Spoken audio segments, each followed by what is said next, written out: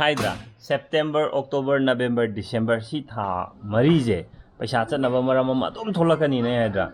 होजिक ngange ai si Samsung gi TV sidagi ai adum monitor oine sijanaraga tawromine aro ngasi hogalaga aina si video edit tawge na tawjidana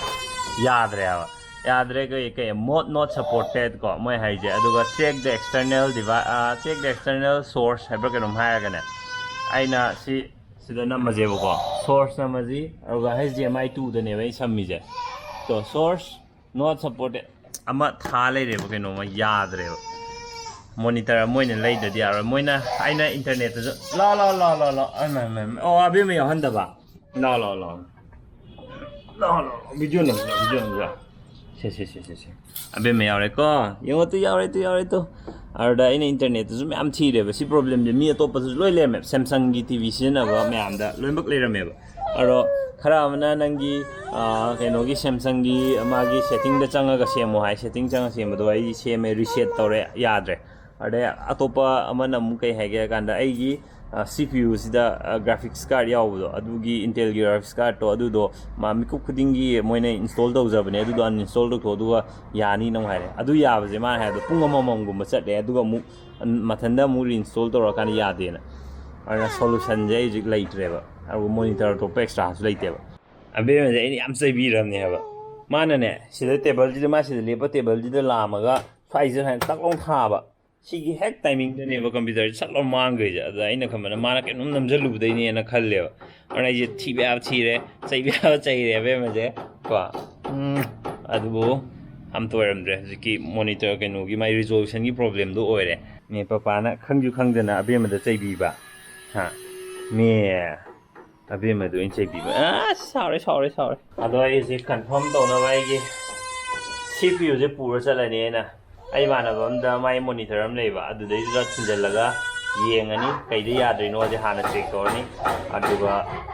confirm ओइरगांदा monitor दे यादवनी हाइदु confirm ओइरगांदा आई monitor वेन लैरनी अरना सिसिदोही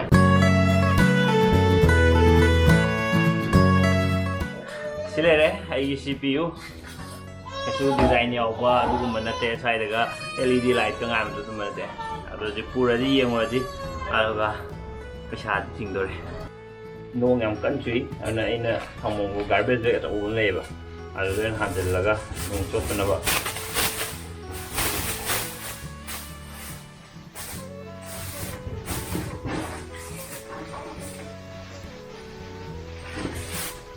मॉनिटर जी यारदी लैदनबनी आइना सिनदुजे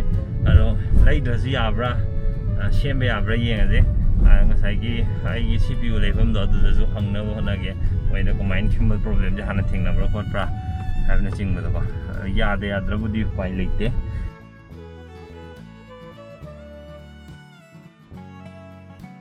yore je keno mai angkhom da leibo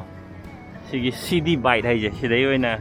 yengani monitor do ai manaba computer yam heibam leiba maga to seminare ado yadre monitor ama lowdradi pai leite लेरमद्रे लेगेन लापदो लेरमद्रे सी अमरोम दाउम याइने आइजि पैसा तिंगद्रे को अदु वइ वीडियो एडिट तौबो कैका वीडियो सेमबो अमते याद्रे जि Moina हप्ता अम गाय ओए अदु बाजार दा हैपितंग चलागा बाजार दा लेप्रम तंग येंगिनी ससे बाजार दि सिदि फागु किया दैना बाजार दोइ ना बाजार जि दा फंगब्रे येंगे लाइजे खोगी पोलो ग्राउंड लेबदो दि मनिंगदा समाइन तौरदी मपान लमगो माले हाय मानद्रा सी मफम जिदाजु कंप्यूटर की मॉनिटर गुम्बो कैगम खर फंगेबा सिदा साइदा ओइना थिबो लाए तो सिगी दुकान जे सी बिल्डिंग जे सेजे संगदनी नेनगी खुंगोक को मैम योमबजे सिदा एना दुकान नाम ने फिरोन नाम योले अदो हजिकी मफम जे योमद्रे मफादा मोय काउंटर हम ले है और येंगोनको प्रॉब्लम टाइम तमनी सिगी Swift Infotech se sido ina sangade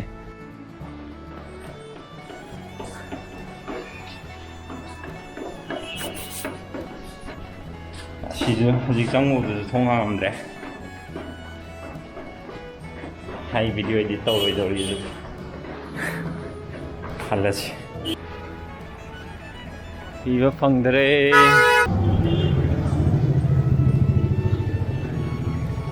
Polo Ground ki hek maningda leibse sigi parking gi da ambra parking charge lupa kontra lo bon two wheeler gi na kun lo we na iya project last hop MG Avenue da su part ke kam yam yon mane ko adu sang ye sia du da phangdraga di matam khara video thagat ta tare upai leite monitor aingonda to pam ta leite adana upai leite hana ju layer thamu do masi backup le ok da gi kasi yang masi Thunggae Bazaar dong la je sai dong thi je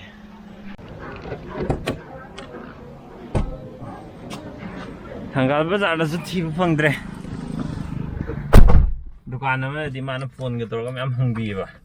adu ju thi Fangdre so sai gi TV di Yadre no dumaga phadana amtanga check torni upai to palitre hojiki keno de lupa kun lo ya sida Thunggae Bazaar da kham ba sidana sai gi de no lupa control de ai yan no ai ngang cái bazaar so cha corona manung da bazaar so cha da bai go rate khangdre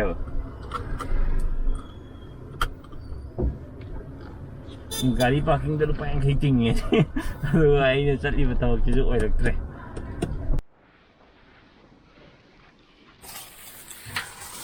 oi yo mo pu ra oi rak tre thabak bishana khadi yang e do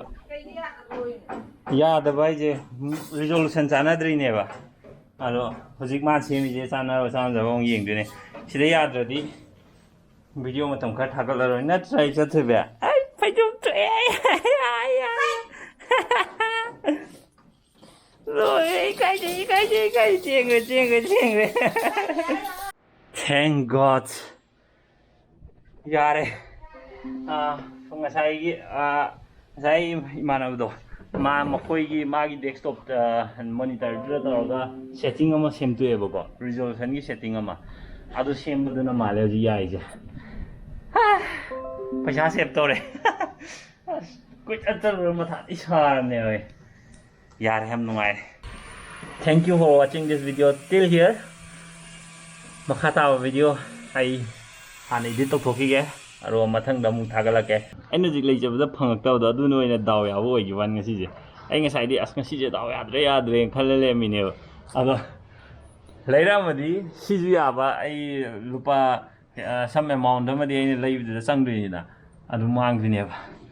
adu daw ya ba da sing ya siju